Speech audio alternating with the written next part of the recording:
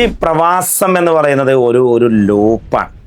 ആ ലൂപ്പിൽ ഇങ്ങനെ കറക്കത്തിൽപ്പെട്ടാൽ മറ്റേ ത്രെഡ്മില്ലിൽ കുടുങ്ങിയ പൂച്ചൻ്റെ മാതിരി അത് ഊരി പോരാൻ വലിയ പണിയാണ്. എന്താ പറയാൻ കാരണം എന്ന് വെച്ചാൽ ഇപ്പം റീസെൻ്റ്ലി കഴിഞ്ഞ ആഴ്ച നമ്മളെ പരിചയത്തിലുള്ള ഒരു പ്രവാസിയുടെ വൈഫ് വീട്ടിൽ വന്നു.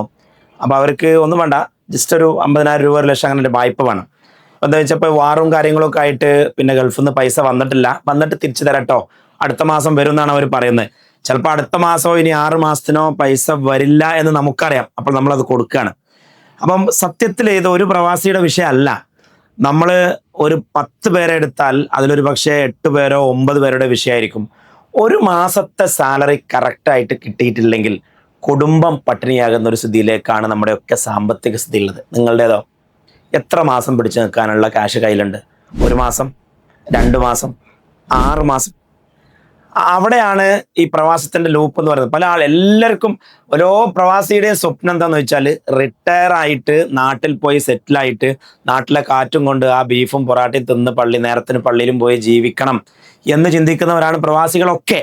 ആഗ്രഹം നമ്മളതൊക്കെ ഭയങ്കരമാണ്, റിട്ടയർമെന്റിനെ കുറിച്ചുള്ള ആഗ്രഹങ്ങൾ. പക്ഷേ ആ റിട്ടയർമെന്റിലേക്ക് എന്താണ് നമ്മൾ കരുതി വെച്ചിട്ടുള്ളത്, എന്താണ് ചെയ്തത്? ഇപ്പം ചിലപ്പോൾ 4,000 5,000 ഒക്കെ ഒരു ആവറേജ് സാലറി വാങ്ങുന്ന ആളുകളായിരിക്കും പ്രവാസികൾ. അതിൽ 10,000 വാങ്ങുന്നവന് 25,000 വാങ്ങുന്നവനുണ്ട്, 1,500 വാങ്ങുന്നവന് 2,000 വാങ്ങുന്നവനുണ്ട്. ആവറേജ് എടുത്ത ഒരു 5,000 രൂപ, അതാണ് ഒരു പ്രവാസിയുടെ 5,000 ദിർഹംസാണ് സാലറി.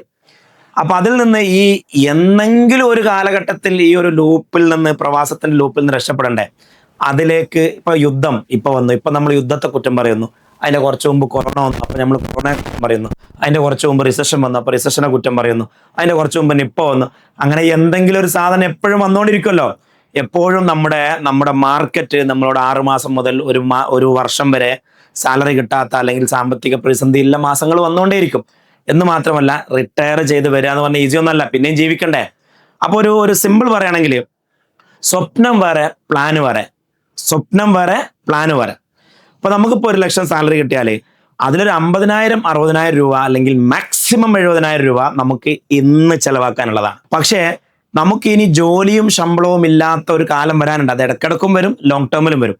ഒരു ഉദാഹരണം, നമ്മൾ 25-ാം വയസ്സ് 30-ാം വയസ്സിൽ പ്രവാസം തുടങ്ങിയാൽ 45-ാം വയസ്സ് 50 വയസ്സ് വരെയൊക്കെ നമുക്ക് പണിയെടുക്കാൻ പറ്റുമായിരിക്കും. ഒരു 50-ാം വയസ്സിലെങ്കിലും റിട്ടയർ ആയാലും നമുക്ക് വീണ്ടും ഒരു മനുഷ്യന്റെ ആയുസ് വെച്ച് 10-15 കൊല്ലം ഇനിയും ജീവിക്കാനുണ്ട്. ആ 15 വർഷത്തേക്ക് ജീവിക്കാനുള്ള പണം നമ്മൾ ഇപ്പൊ കിട്ടുന്ന സാലറിയിൽ നിന്ന് നമ്മൾ സേവ് ചെയ്യണം. കാരണം പിന്നെ അന്ന് സാലറി ഇല്ലല്ലോ, അന്ന് ജോലി ഇല്ലല്ലോ, അന്ന് നമ്മളടുത്ത് പിന്നെ ഉള്ള ക്യാഷ് ഉണ്ടാവില്ല, സേവിങ് ചെയ്തിട്ടുണ്ട്. അപ്പൊ ചുരുക്കി പറഞ്ഞാൽ ഇപ്പോൾ 1 ലക്ഷം രൂപ കിട്ടിയാൽ അതിൽ മാക്സിമം 50,000 60,000 അല്ലെങ്കിൽ 70,000, അതിൽ കൂടുതൽ നിങ്ങളുടേതല്ല. ഇപ്പൊ പുട്ടടിക്കരുത്.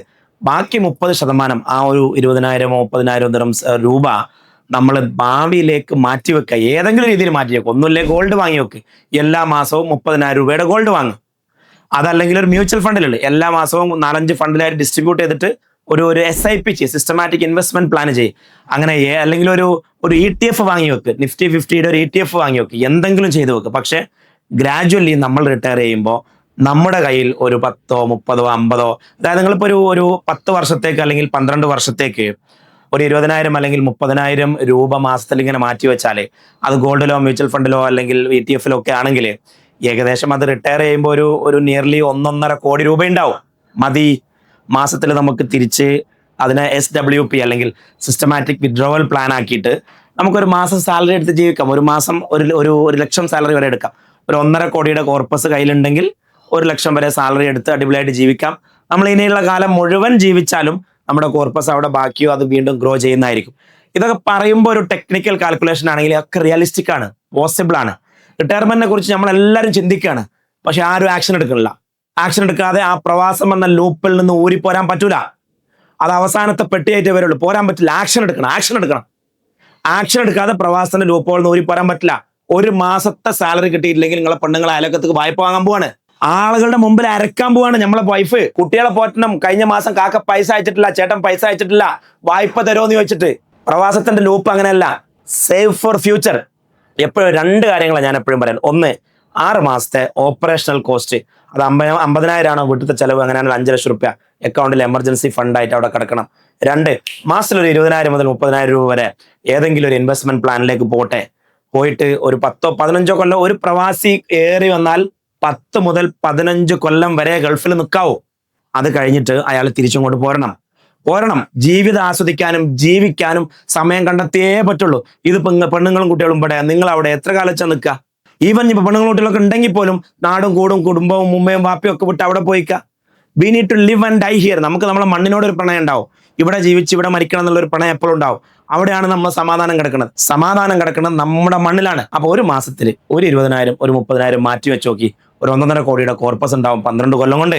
അത് വെച്ച് അടിപൊളിയായിട്ട് ജീവിക്കും. അതല്ലാതെ റിട്ടയർമെന്റിലേക്ക് ആക്ഷൻ എടുക്കാതെ റിട്ടയർമെന്റ് വേണമെന്ന് സ്വപ്നം കാണുകയും പ്രവാസം എന്ന ആ ഒരു ലൂപ്പ് ഹോളിൽ നിന്ന് രക്ഷപ്പെടണമെന്ന് ചിന്തിക്കുകയും ചെയ്തിട്ട് കാര്യമില്ല, നടക്കൂല.